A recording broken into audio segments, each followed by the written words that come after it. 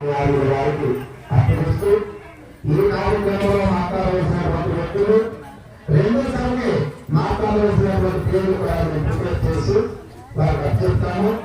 ఈ రోజులో ఇందులో ఉన్నటువంటి ఈ అడుగులతో మాట్లాడితే తర్వాత విషయాన్ని తెలియజేస్తాం.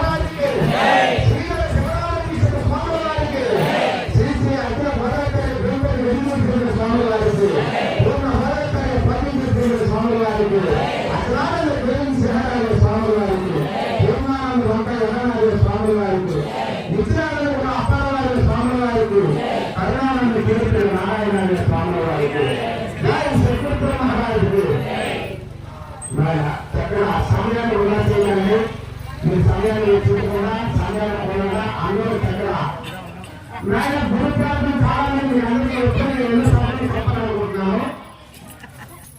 ఒక సభలో గురు ప్రార్థన చేసిన తర్వాత మళ్ళా ఇంకొకటి వచ్చి ఎవరి దగ్గర తెలియదు కానీ సిద్ధాంతం బాధపడతారు. గురు ప్రార్థన ఎందుకు చేస్తాము అంటే ఆ ప్రార్థనతోనే ప్రారంభం కాబట్టి ఇక్కడ మనం ఏం చేయాలంటే మన గురువుకి మనం చేరుకోవాలి. మన గురువుకి